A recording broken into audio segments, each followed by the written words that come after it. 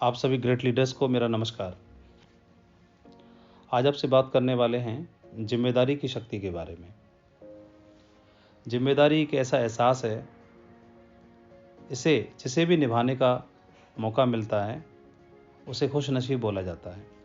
बहुत खुशनसीब होते हैं वो लोग जो जिम्मेदारी की शक्ति को समझते हैं और उनको इसे निभाने का सौभाग्य प्राप्त होता है। जिम्मेदारी किसी भी क्षेत्र में क्यों ना हो, चाहे वो व्यावसायिक क्षेत्र हो, चाहे पारिवारिक क्षेत्र हो, चाहे आध्यात्मिक हो, चाहे धार्मिक हो, चाहे सामाजिक हो, किसी भी क्षेत्र में जो व्यक्ति जिम्मेदारी के एहसास को समझने वाला जो व्यक्ति होता है या इसको जिम्मेदारी को उठाने वाला व्यक्ति रहता है या जो हमेशा तत्पर रहता है, तैयार रहता है, ऊपर वाली डिवाइन पावर, डिवाइन शक्तियाँ उसके लिए अधिकार के रास्ते भी खोल देती हैं, उसकी क्षमताओं को भी बढ़ा देती हैं और वो सूर्य के समान चमकना शुरू कर देता है, चाहे वो क्षेत्र कोई भी क्यों ना हो। इसका मतलब जितनी ज़्यादा जिम्मेदारी या जितनी बड़ी जिम्मेदारी, उतने ही ज़्यादा अधिकार और उतनी ज़्यादा शक्तियाँ और उतना ही मान सम्मान और उतना ही सफलता या ऐश्वर्य। तो जिम्मेदारी कैसे, एक उदाहरण से समझते हैं। मंदिर के दर्शन करने के लिए बहुत सारी भीड़ जा रही थी। उन्हीं भीड़ की सीढ़ियों में, मंदिर पर जाने वाली सीढ़ियों पर एक पुजारी भी दर्शन करने के लिए जा रहे थे और उसी भीड़ में एक लड़की थी जिसकी पीठ पर 8 साल का उसका छोटा भाई, जो कि विकलांग था, अपंग था, दिव्यांग था, वह उसकी पीठ पर था। मंदिर की सीढ़ियाँ काफ़ी ज़्यादा थीं। पुजारी जी चढ़ते चले जा रहे थे तो उन्होंने देखा उस बेटी को कि उसके कंधे पर उसका भाई है। खुद पुजारी जी की पीठ पर एक पोटली लगी हुई थी, तो उस पोटली से उनको थकान महसूस होने लगी। तो उनको लगा कि मैं इस पोटली से थका जा रहा हूँ, बोझ मुझे महसूस हो रहा है, तो इस लड़की को कितना बोझ महसूस हो रहा होगा। तो उन्होंने बोला, बेटी आपके कंधे पर तो बहुत बोझ है और आप थकती नहीं हो क्या? तो लड़की ने उत्तर दिया कि बाबा, बोझ तो आपके कंधे पर है, मेरे कंधे पर बोझ नहीं, मेरे कंधे पर तो मेरा भाई है। तो यह उदाहरण बताता है कि जो लोग अपनों से शिद्दत से प्यार करते हैं, चाहते हैं, उनकी जिम्मेदारी स्वतः ही उठाने के लिए वो तैयार हो जाते हैं। तो अब बात आती है जिम्मेदारी किसे उठानी चाहिए और कब से उठानी चाहिए और क्यों उठानी चाहिए। तो कब का अगर इंतज़ार करें तो एक फ़कीर थे, नदी किनारे बैठे थे और नदी के जल का बह जाने का इंतज़ार कर रहे थे। तो फ़कीर नदी पार करने के लिए उस जल का ख़त्म होने का इंतज़ार करने लगे। उनके शिष्य ने पूछा, बाबा आप किस चीज़ का इंतज़ार करते हो? तो फ़कीर बोले कि जब तक ये सारा का सारा जल बह जाएगा तब तक का मैं इंतज़ार करता हूँ, ताकि मैं इस नदी को पार कर सकूँ। तो शिष्य ने बोला कि बाबा आप तो कभी नदी पार नहीं कर पाओगे, इसका मतलब, क्योंकि ये जल तो बहता ही रहेगा, कभी ख़त्म होगा ही नहीं, फिर आप नदी कब पार करोगे? तो फ़कीर बोले, मैं भी यही समझाना चाहता हूँ, यही बताना चाहता हूँ कि जब सब कुछ ठीक हो जाएगा तब आप जिम्मेदारी लोगे, तो वो दिन कभी नहीं आने वाला है। या सारी जिम्मेदारियां सब खत्म हो जाएंगी तब आप सारी चीज़ों को करने के लिए इनिशिएट करोगे, वो दिन कभी नहीं आने वाला। जिस हाल में हो, जहाँ हो, जैसे हो, जिस लेवल पर हो, उसी दिन से जिम्मेदारी लेनी है। स्वामी विवेकानंद जी किसी काम से एक बार अमेरिका जाते हैं। तो अमेरिका में गए, अपना जो जिस काम से गए वो काम पूरा किया। उनसे मिलने के लिए, दर्शन करने के लिए एक अंग्रेज आता है। अंग्रेज ने पूछा कि आपके भारतवर्ष में माँ को बहुत ऊंचा दर्जा दिया जाता है और सबसे पहले कोई भी काम करने से पहले उन्हीं की पूजा भी की जाती है, ऐसा क्यों है? तो विवेकानंद जी बोले कि मैं उस प्रश्न का उत्तर आपको 2 घंटे के बाद दूंगा। आप एक काम करिए, पास में एक पत्थर रखा हुआ है, इसको उठा के लाओ। उस पत्थर को वो अंग्रेज उठा के लाते हैं और उसके बाद उन्होंने बोला कि इसको अपनी कमर में बांध लो। तो एक कपड़े की मदद से उन्होंने इस पत्थर को उस अंग्रेज की कमर में बांध दिया और बोला कि आप 2 घंटे के बाद आना, तब इस प्रश्न का मैं उत्तर दूंगा, तब तक इस पत्थर को कमर से खोलना नहीं। उस पत्थर को बांधने के बाद अंग्रेज चला तो गया और तकरीबन 1 घंटे के बाद ही वापस आ गया और बोला, स्वामी जी, मेरे से इस पत्थर का बोझ अब नहीं उठता। मुझे अपने प्रश्न का उत्तर नहीं चाहिए, पर एक काम करिए, इस पत्थर को जल्दी से खोल दीजिए। स्वामी जी बोले, यही तो मैं बताना चाहता हूँ कि आपसे मात्र 1 घंटे में ही आप इस परेशान हो गए इस पत्थर को बांधने के बाद या इस वजन से। लेकिन जो माँ होती है वो उस वजन को अपनी कोख में, अपने पेट में 9 महीने तक रखती है और वो हमेशा प्रसन्न होती है, खुश होती है, परेशान नहीं होती। कितनी भी कठिनाई या कष्ट आ जाए उसे वो कष्ट दिखाई नहीं देता। अपने उस बच्चे को बचा के रखती है, उसकी केयर करती है। इसीलिए क्यों? क्योंकि उस चीज़ के लिए वो जिम्मेदारी ले लेती है। लोगों के पास क्षमताएं तो बहुत होती हैं, असीमित हैं। इस डिवाइन पावर ने असीमित क्षमताओं से हमें बख्शा है, लेकिन जिम्मेदारी नहीं लेने के कारण वो अपने आप को चमका नहीं पाते या जिस मकाम पर जाना चाहते हैं उस मकाम को नहीं हासिल कर पाते हैं। इसके बारे में बोला गया है, ऐसा माना जाता है कि ईश्वर को, इस डिवाइन पावर को हमारी ज़िंदगी में हमें कुछ तोहफा देना होता है या कुछ बड़ा करना चाहता है वो हमारे लिए, तो किसी न किसी दूत को भेज देता है।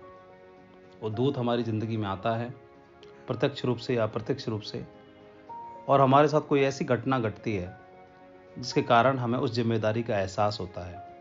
तो मौका तो देता है एहसास कराने का, लेकिन जो उस जिम्मेदारी को समझ लेते हैं उस दिन से, उनके जीवन में सूर्योदय की शुरुआत हो जाती है।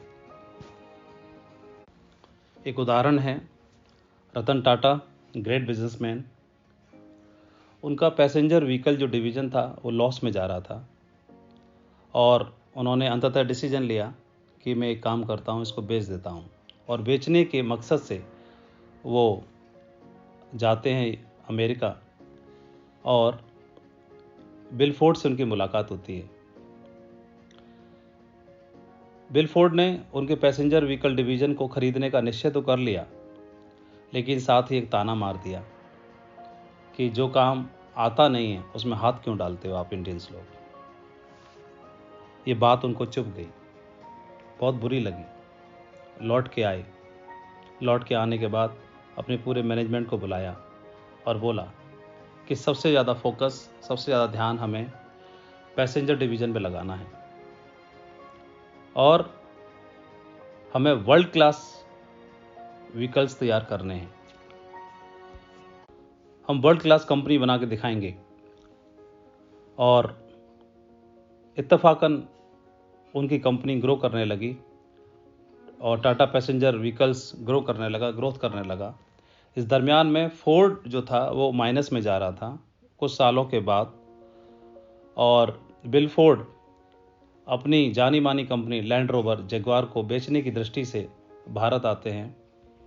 रतन टाटा से मुलाकात होती है और रतन टाटा उनकी लैंड रोवर जगुआर को खरीद लेते हैं और उनको कोई ताना नहीं मारते। यही तो महान व्यक्ति का स्वभाव होता है। वर्ल्ड क्लास जो लोग होते हैं वो अपने अंदर बदलाव करते हैं, जिम्मेदारी को स्वीकार करते हैं। तो जब उन्होंने ताना मारा तो उनको लगा कि ये मैंने जो डिसीजन लिया, सही लिया या गलत लिया ये तो मुझे नहीं मालूम, लेकिन मैंने जो भी डिसीजन लिया इसको जिम्मेदारी में लेता हूँ इस डिसीजन को सही साबित करने के लिए। और यही उनका हमेशा से मानना था। जिम्मेदारी लेने के एहसास से वो अपने डिसीजन को सही साबित कर देते हैं। एक और उदाहरण अमिताभ बच्चन जी का। वो इंटरव्यू देने के लिए जाते हैं रेडियो के लिए और उनको बताया जाता है कि आपकी हद से ज़्यादा लंबाई है और आवाज़ भी हद से ज़्यादा मोटी है। बेइज्जती हो गई। तो जो बेइज्जती करने वाला था वो दूत के रूप में बन गया। रतन टाटा के लिए बिल फोर्ड दूत के रूप में बन गए। उन्होंने फ्रस्ट्रेशन को वहीं पर निकाला नहीं, आए, अपने ऊपर काम किया और जो 2 चीज़ें उनके लिए बताई गई उनकी कमियों के लिए, वही 2 कमियों की बदौलत ही अमिताभ बच्चन जी ने खुद को इंडस्ट्री के अंदर स्थापित किया।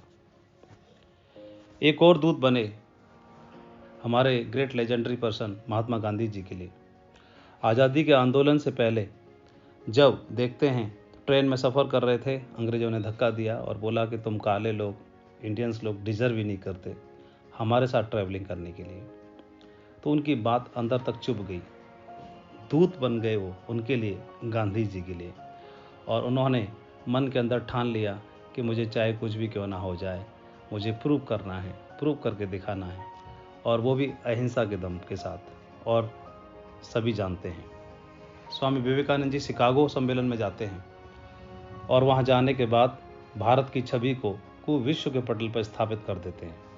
तो कोई न कोई ऐसा हमारे जीवन में आता है जो दूत बन जाता है हमारे को जगाने के लिए और हमारे जिम्मेदारी के एहसास को समझाने के लिए।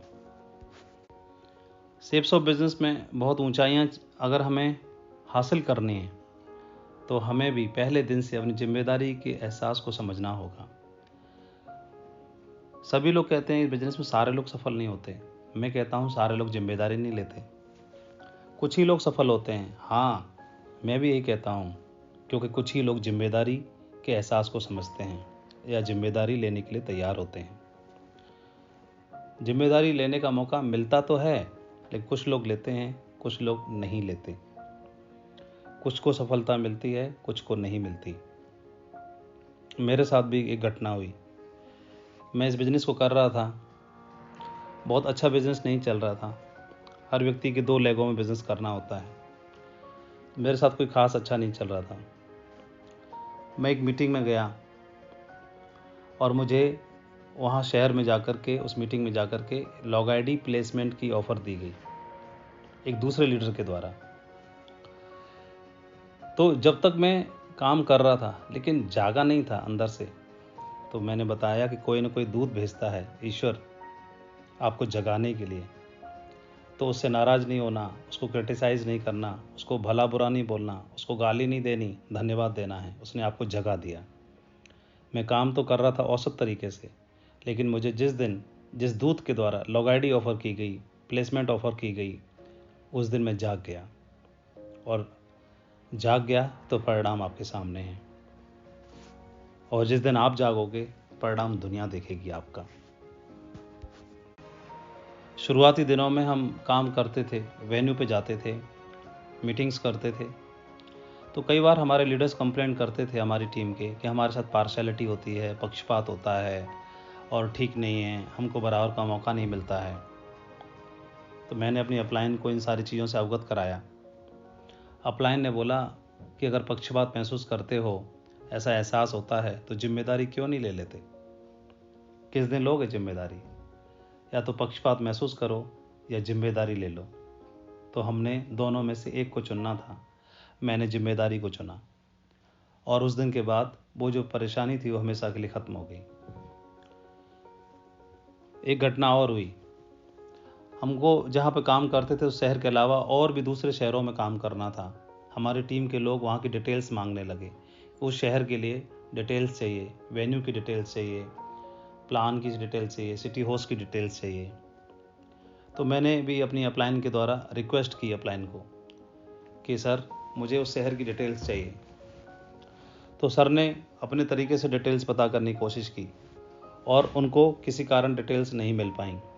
तो उन्होंने मुझे बताया कि ज़िंदगी भर डिटेल्स ही मांगते रहोगे या जिम्मेदारी भी लोगे। तो हमने जिम्मेदारी को चुना और उस दिन के बाद मैंने और मेरी अपलाइन ने डिसाइड किया कि आज के बाद कभी भी हमें पूरे भारत में कभी भी किसी दूसरे वेन्यू की, सिटी होस्ट की डिटेल्स नहीं चाहिए होंगी। हम जिम्मेदारी लेते हैं कि पूरे भारत में किसी भी शहर में, किसी भी प्रदेश में, किसी भी गांव में, किसी भी छोटी बड़ी जगह पर एक व्यक्ति भी होगा, उसकी जिम्मेदारी हम स्वीकार करते हैं और उसके साथ काम करके वेन्यू और सिटी डेवलप करने की जिम्मेदारी हम स्वीकार करते हैं।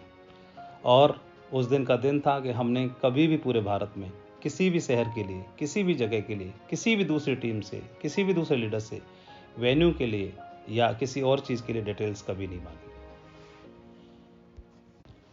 यही सेम हालात थे लीडर्स मीटिंग में अटेंड करने के लिए। हमने रिक्वेस्ट की, सर हमारे लीडर्स को लीडर्स मीटिंग चाहिए और हम अटेंड करवाना चाहते हैं। तो फिर से कोई ना कोई मौका मिलना था हमें जगाने का,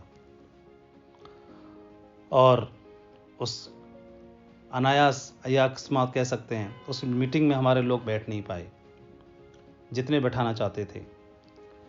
तो अपलाइन को बोला कि सर हमारे कम लोग बैठे हैं।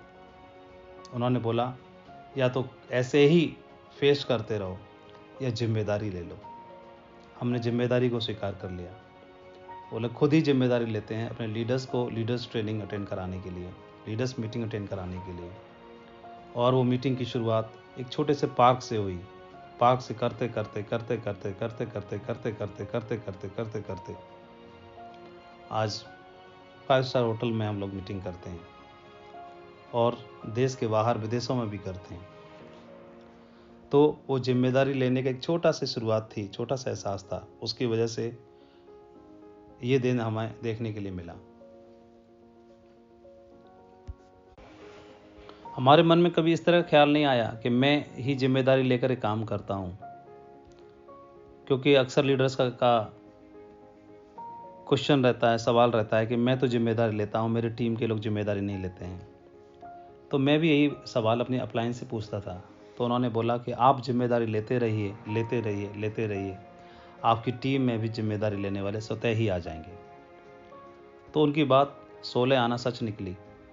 मैं जिम्मेदारी लेता रहा तो टीम के साथी भी जिम्मेदारी लेने के लिए तैयार हो गए। उनको मौका मिला और वो लोग तैयार हो गए। और आज हमारी टीम में बहुत सारे ऐसे लीडर्स हैं जिन्होंने जिम्मेदारी ली और जिम्मेदारी लेने की बदौलत आज इतनी बड़ी टीम के मालिक बन पाए, या इतने शानदार रिजल्ट ले पाए, या इतनी तादाद में डायमंड अचीवर्स को तैयार कर पाए। तो वो सिर्फ एक छोटी सी बात थी जिसने एक इतना बड़ा परिवर्तन ला दिया। ये बात समझ में आती है कि जिम्मेदारी एक ऐसा एहसास है जो आदमी को आगे बढ़ाने के लिए उसको तैयार करती है। कई बार बुरा समय भी आया, सभी के साथ होता है, हमारे साथ भी हुआ। कभी बिजनेस बहुत तेज़ी से चलता है, कभी स्लो चलता है, कभी एक लेग चलती है, कभी दूसरी चलती है, कभी दोनों नहीं चलती, कभी दोनों चलती हैं। कभी टीम के लोगों के साथ में व्यवहार अच्छा बनता है, कभी नहीं बनता है। कभी लोग आपकी बात समझते हैं, कभी लोग नहीं समझते हैं।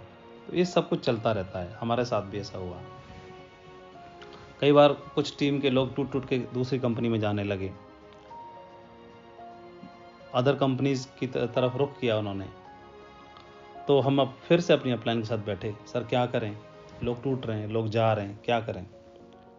तो उनकी डिमांड है प्रोडक्ट की रेंज बढ़नी चाहिए, उनकी डिमांड है कि पे आउट बढ़ना चाहिए, उनकी डिमांड है कि कुछ और बदलाव होना चाहिए, कुछ और बदलाव होना चाहिए, कुछ और बदलाव होना चाहिए। तो उन्होंने मुझे एक बात बताई कि माधव जी, सारे बदलाव कंपनी को ही करने की ज़रूरत है क्या? क्या कुछ बदलाव हमको नहीं करना चाहिए क्या? कि सारे इम्प्रूवमेंट कंपनी को ही करने चाहिए क्या? क्या छोटा मोटा इम्प्रूवमेंट की ज़रूरत हमको नहीं है क्या? क्या सारे डेवलपमेंट, सारे चेंजेस कंपनी को ही नहीं ठेका ले रखा है क्या? कुछ तो हमारी और भी हमारी जिम्मेदारी बनती है। मैं समझ गया इशारा कहाँ था, और मैंने उन्हीं के साथ रह करके, उनके इशारे को समझ करके और जोड़ी बना के काम करना शुरू किया। मैं मेरी अपलाइन के साथ शुरुआत से था, फ्रेशर लेवल से जब मैंने ज्वाइन किया, और आज भी उन्हीं के साथ हूँ। मुझे कभी ज़रूरत ही नहीं पड़ी। उनकी बात उतनी ही महत्वपूर्ण, उतनी ही भारी तब लगती थी जब मैं ज्वाइन था, फ्रेशर था, सिल्वर था, गोल्ड था, और उतनी ही स्ट्रांग, उतनी ही महत्वपूर्ण आज भी लगती है जब मैं खुद क्राउन एम्बेसडर हूँ। तो उन्होंने ये बात समझाया कि अपना भी पक्ष मजबूत करना है, अपने आप को भी बदलना है, अपने आप को भी इम्प्रूव करना है, और हमारी कमियों पर भी काम करना है, हमारी कमजोरियों पर भी काम करना है, अपनी लीडरशिप पे भी काम करना है। हमें बिज़नेस को आगे बढ़ाने के लिए कौन सी ऐसी चीज़ें जो रोकती हैं उन पे भी काम करना है, क्योंकि हमने डिसीजन तो ले ही लिया है कि बिज़नेस के अंदर बहुत बड़ा अचीवमेंट लेना है, बहुत बड़ा बिज़नेस खड़ा करना है, बहुत ऊंचा जाना है, बहुत ऊंचाइयों को छूना है। कंपनी और हमारे ग्रेट ऑनरेबल डायरेक्टर्स तो हमारे साथ में हैं ही, वो तो लगातार बदलाव कर ही रहे हैं हर तरह से, लेकिन हमको भी बदलाव की ज़रूरत होगी समय समय पर। तो कंपनी भी बदलाव करेगी और हम भी करेंगे और दोनों मजबूत एकदम तैयार खड़े रहेंगे, दोनों पक्ष मजबूत होंगे तो हम एक विशाल नेटवर्क बना पाएंगे। तो फिर हमने अपने अंदर जो भी कमजोरियां थीं उन पर काम करना शुरू किया, खुद की जिम्मेदारी को स्वीकार करना शुरू किया और धीरे धीरे करके वेन्यू को लेके, मीटिंग्स को लेके, कोर ट्रेनिंग्स को लेके, FIM को लेके, ग्रुप मीटिंग्स को लेके, टूल्स को प्रमोशन को लेके, ट्रेनिंग्स को लेके, प्रेजेंटेशन को लेके, छोटी छोटी मीटिंग से लेके बड़ी बड़ी मीटिंग्स को लेके, डायमंड सेलिब्रेशन को लेके, हर चीज़ को जिम्मेदारी को लेना शुरू कर दिया। और जहाँ से मेरी लॉग आईडी शुरू होती है, उस लॉग आईडी के नीचे जो बिज़नेस डेवलपमेंट होते हैं वहाँ अच्छा हो रहा है तो भी मेरी जिम्मेदारी है, अगर अच्छा नहीं हो रहा है तो भी मेरी जिम्मेदारी है। अगर बहुत अच्छे रिजल्ट आ रहे हैं तो सिस्टम और अपलाइन और टीम को क्रेडिट जाता है, लेकिन कहीं पर भी कोई अगर कमजोरी है, अगर कहीं पर भी कैसे भी डेवलपमेंट कमज़ोर तरीके से आ रहे हैं या कम आ रहे हैं तो उसकी सारी की सारी जिम्मेदारी मेरी है। अपलाइन हमेशा बोलते थे कि माधव जी, अगर आप तैयार होते हो, अपनी अंदर की हार को स्वीकार नहीं करते, अगर अंदर से मजबूत बने रहते हो तो बाहर की हार कुछ नहीं बिगाड़ पाएगी, बस अंदर से मत हारना। हमेशा बोलते थे कि अंदर की हार को स्वीकार मत करना, बाहर की हार तो कुछ कर ही नहीं पाएगी। फिर उन्होंने बोला कि अंदर की हार नहीं मानी तो बाहर की हार एक दिन आपके गले का हार बनेगी, आपके लिए त्योहार बनेगी, आपके जीवन में बाहर बनेगी और सफलता का द्वार बनेगी। कहते हैं कि एक अच्छे माहौल में ही एक अच्छा बिजनेस आप खड़ा कर सकते हैं।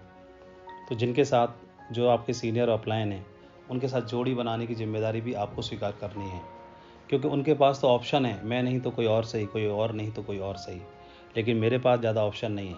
तो मुझे अपनी अपलाइन के साथ जोड़ी बनानी है, क्योंकि अच्छा माहौल बनेगा तो अच्छा बिजनेस बनेगा, अच्छा माहौल होगा तो अच्छा मूड होगा, अच्छा मूड होगा अच्छा मन बनेगा, यानी शरीर का ख्याल रखेंगे हम, मन का ख्याल रखेंगे तो बिजनेस का ख्याल भी हो ही जाएगा। इसलिए टीम के साथ भी, जो हमारे साथी हैं, जो हमारे लीडर्स हैं, उनके साथ भी जोड़ी बनाने की जिम्मेदारी हमारी ही है। अगर ये दोनों तरफ से हम जिम्मेदारी बना लेते हैं, एक ब्रिज का काम करते हैं, तो हमारे बिजनेस में सूर्योदय होने से कोई रोक नहीं सकता। बिजनेस के दरमियान कई बार आपको खट्टे मीठे अनुभव होंगे, कई बार ऊंच नीच भी देखेंगे आप, हर तरह के लोगों से मुलाकात होती है, हम लोग पीपल बिल्डिंग बिजनेस में हैं। कई बार आपको ऐसे लोग मिलेंगे जिनसे आपकी खूब पटेगी, कई बार ऐसे लोग भी मिल जाएंगे जिनके साथ आपका व्यवहार या आपकी सोच मैच नहीं कर पाएगी। तो हमने तो सुना है कि हमें इस बिजनेस के लिए ऐसे लोग चाहिए जिनका कमिटमेंट हमारे कमिटमेंट से मिलता हो, जिनकी सोच हमारी सोच से मिलती हो, जिनका विजन हमारे विजन से मिलता हो, जिनका दमदारी जिनकी हमारी दमदारी से मिलती हो। लेकिन सारे लोग ऐसे ही नहीं आएंगे, हर तरह के लोग आएंगे, क्योंकि पीपल बिल्डिंग बिजनेस में हैं हम। तो उनके साथ भी हमें हैंडलिंग सीखनी है और इसकी जिम्मेदारी भी हमें ही स्वीकार करनी है। जो आपकी सोच से सोच रखते हैं, मेल खाते हैं, जिनका कमिटमेंट आपके कमिटमेंट से मिलता है, तो वो लीडर बनना चाहते हैं, उनको लीडर बनाने में काम लगा दो।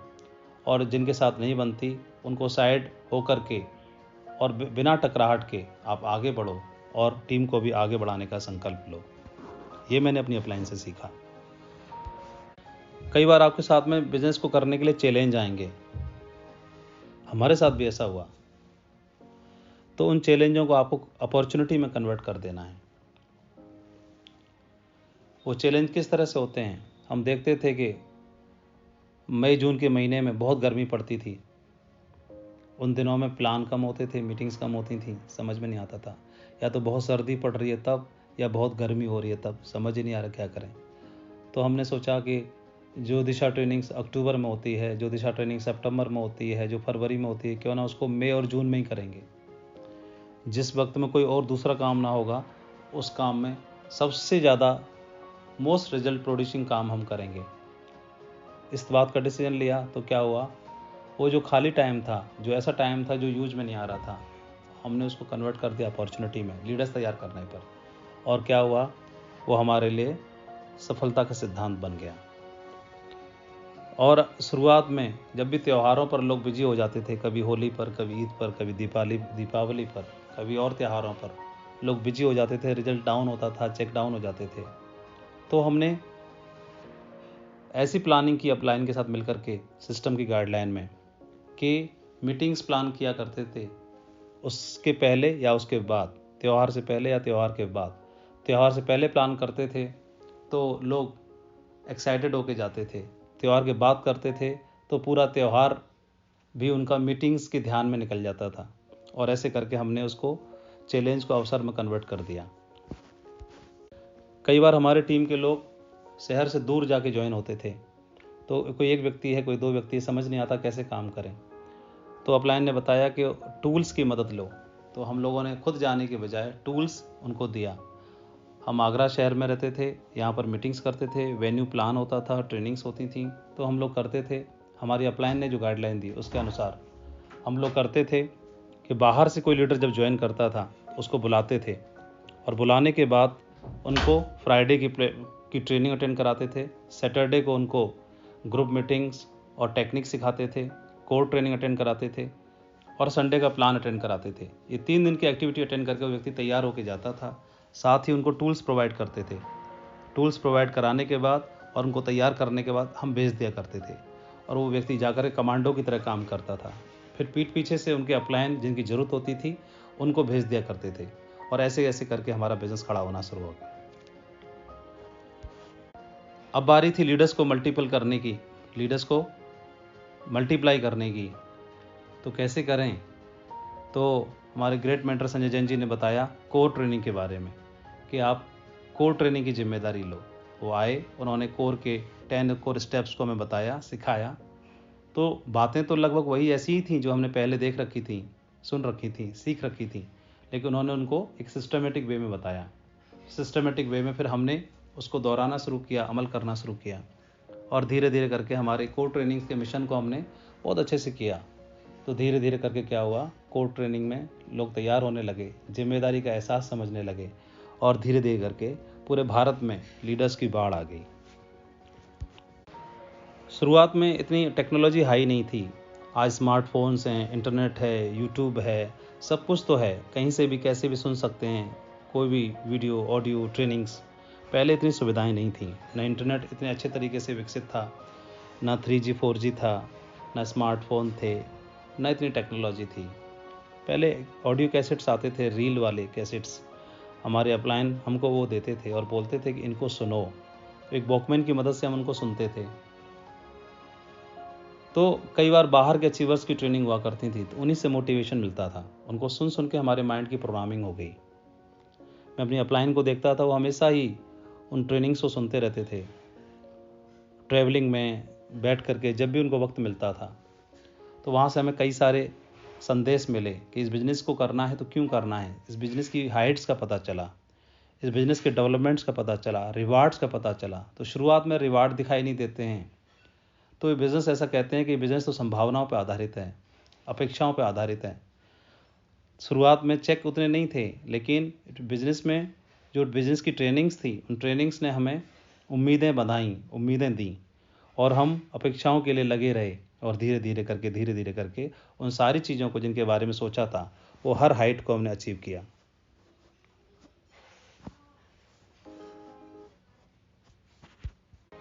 हमें एक बात और सीखने के लिए मिली कि बिज़नेस में आप जिम्मेदारी लेते हो तो लोग आपको फॉलो करते हैं। आप कल्पना करो कोई छोटा बच्चा है, आप किसी रास्ते पे चल रहे हो और वो आपको फॉलो कर रहा है, कोई छोटा सा बच्चा है।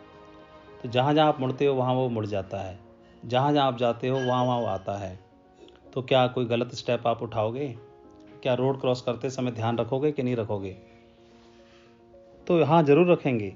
अगर अकेले होते तो कैसे भी रोड क्रॉस कर सकते थे, अकेले होते तो नाला पार कर सकते थे, अकेले होते तो कैसे भी जा सकते थे लापरवाही से। लेकिन हमारे पीछे एक बच्चा चल रहा है, वो हम पे भरोसा करता है, वो हमको फॉलो करता है, वो हमको कॉपी करता है। तो अब हमारी के साथ साथ उस बच्चे की ज़िंदगी का भी सवाल है।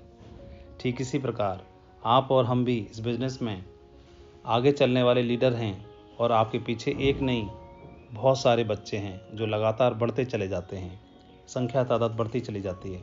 तो जहाँ आप मुड़ते हो वहाँ वो मुड़ जाते हैं, जहाँ आप खड़े होते हो वहाँ वह खड़े हो जाते हैं। वो आपको कॉपी करते हैं, आपको फॉलो करते हैं, तब उनकी ज़िंदगी का भी सवाल है, हमारी ही नहीं। इसलिए हमें ऐसे डिसीजंस लेने हैं, हर वो काम करना है जो अमल करने लायक है, जो डुप्लीकेट करने के लायक है।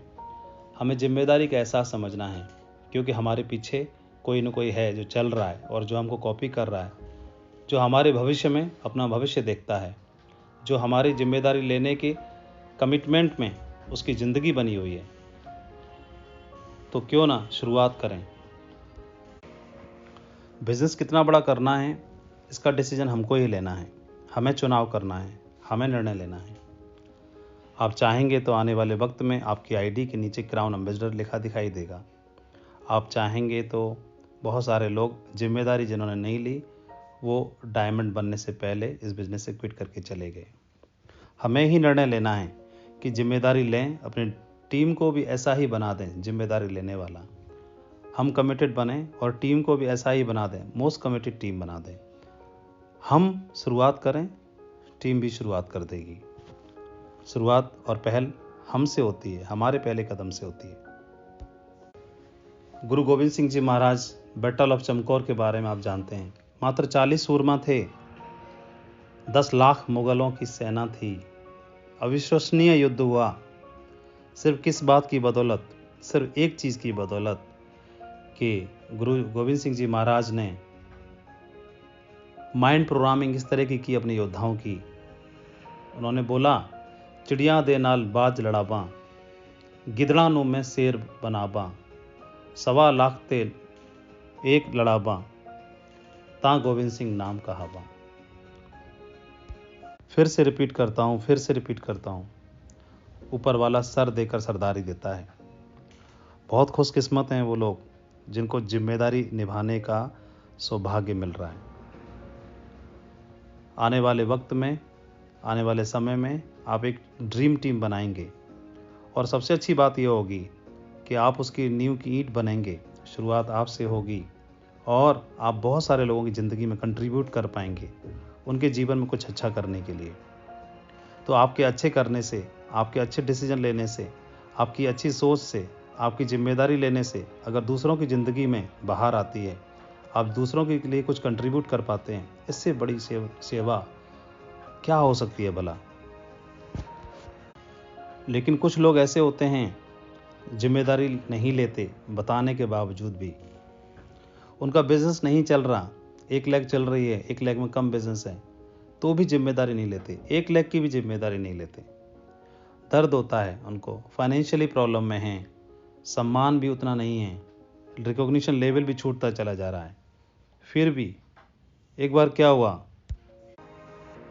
एक बार एक लड़का पिज्ज़ा की डिलीवरी देने के लिए घर में जाता है, तो देखता है कि डोरबेल बजाने के बाद में दरवाज़ा खुलता है और उसका मालिक एक चेयर पर बैठा था, वुडन फ्लोर था, वहीं पर एक कुत्ता बैठा था और वो कराह रहा था, कूं कूं कूं कूं कराह रहा था दर्द से। मालिक आराम से बैठा हुआ था, उसके ऊपर कोई फर्क नहीं पड़ रहा था। तो उस पिज्ज़ा बॉय ने पूछा कि भाई साहब, सर, ये कुत्ता दर्द से कराह रहा है, आप इसको उठा क्यों नहीं देते, इसकी मदद क्यों नहीं कर सकते? तो मालिक बोले कि उसका तो डेली का काम है, जाने दो। उससे रहा नहीं गया, फिर भी दोबारा पूछा, तो उन्होंने बोला कि जहाँ पर एक कुत्ता बैठा है वहाँ पर फर्श में एक कील ऊपर की ओर निकली हुई है थोड़ी सी, और इस कील के ऊपर ही बैठा है और वो कील इसको चुभ रही है, इसलिए ये दर्द से करा रहा है। तो वो डिलीवरी बॉय ने बोला, फिर ये वहाँ से उठ क्यों नहीं जाता? बोले इसलिए नहीं उठ रहा क्योंकि उतने दर्द को ये सह ले रहा है। जिस दिन इतना दर्द होगा कि सह नहीं पाएगा तब उठेगा, अपने आप भागेगा। तो बहुत सारे लोग ऐसे रहते हैं कि सह लेते हैं उस दर्द को, कूं और कूं करके करा रहे होते हैं। बड़ा चेक नहीं है, बड़ी गाड़ी नहीं है, बड़ा बिजनेस नहीं है, बड़ी टीम नहीं है, बड़ा सब कुछ नहीं है। क्यों? कि जिम्मेदारी नहीं है, कूं कूं करके करा रहे होते हैं। तो चाहे कील छोटी क्यों ना हो, उठ जाना है, कमर कस लेनी है, कमिटमेंट देना है, जिम्मेदारी स्वीकार करनी है कि आपके नाम की पहचान बनाने के लिए। और ऐसे लोगों के बारे में याद रखना है। कुछ एक नाम दिमाग में लाइए, 1 नाम, 2 नाम, 3 नाम, 4 नाम, 5 नाम, जिनसे आपको इंस्पिरेशन मिलती है, जो आपको प्रेरित कर सकते हैं, जो आपको मोटिवेट कर सकते हैं, जो जिम्मेदारी स्वीकार करते हैं या जिन्होंने जिम्मेदारी स्वीकार की और जिम्मेदारी के दम पर वो बहुत आगे बढ़े। तो जो व्यक्ति आपको मोटिवेट कर सकता है, जिसका नाम लेने से उनके बारे में सोचिए, उनकी क्वालिटीज़ को महसूस करिए और उसी क्वालिटी के दम पर अपने आप की मुट्ठी बांधिए और हो जाओ तैयार। मैं आप सभी से उम्मीद करता हूँ कि अपने जीवन में बहुत ऊंचाइयों को आप छुएंगे। इस सफलता की सारी हाइट्स को आप अचीव करने वाले हैं।